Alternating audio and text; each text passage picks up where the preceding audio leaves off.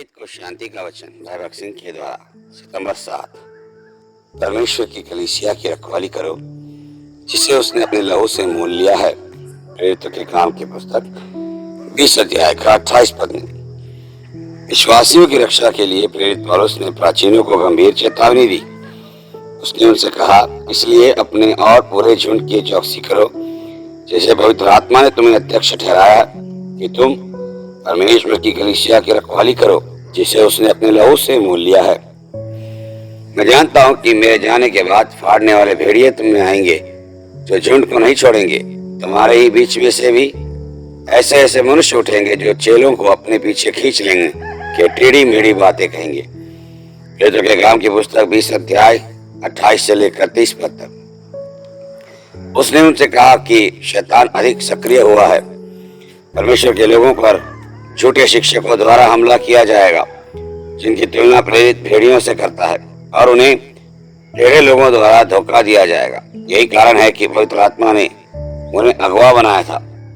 प्रेरित पौलुस इस इफिसुस में रहा और लोगों को स्वयं 3 वर्ष तक बड़ी गंभीरता और आंसुओं के साथ सिखाया, यह सुनिश्चित करने के लिए कि ये प्राचीन परमेश्वर के चुने हुए सहकर्मी थे।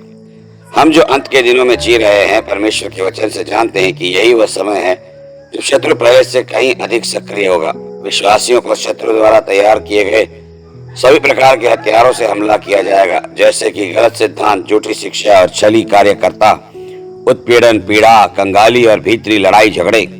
इसलिए यदि हम परमेश्वर के लोगों को उचित शिक्षा देकर उनकी रक्षा नहीं करते हैं तो हम वास्तव में परमेश्वर के दिए हुए एक बड़े जिम्मेवारी में विफल कर रहे हैं जो उसके पास से हमें दिया गया है।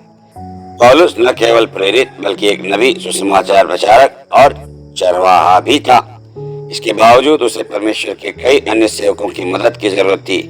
लेकिन आजकल कुछ प्रचारक ऐसे हो जाते हैं जो सोचते हैं कि उनके पास सभी आवश्यक वरदान हैं और वे अकेले ही अपने झुंड की देखभाल कर सकते हैं। परिणाम स्वरूप वे परमेश्वर के लोगों की रक्षा करने में विफल हो जाते हैं। उनके लिए यह चेतावनी है कि वे अपनी सीमाओं को समझे और प्रार्थना करें कि परमेश्वर उनके पास कई अन्य प्रतिभाशाली सेवकों को भेजे जिनकी सेवकाई के माध्यम से विश्वासियों को मजबूत और सुरक्षित किया जा सके।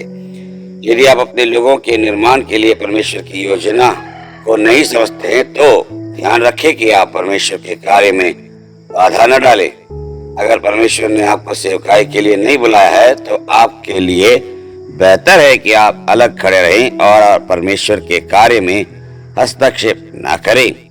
परमेश्वर ऐसे किसी भी कार्य को स्वीकार नहीं करेगा जो उसकी ईश्वरीय योजना के विरुद्ध हो।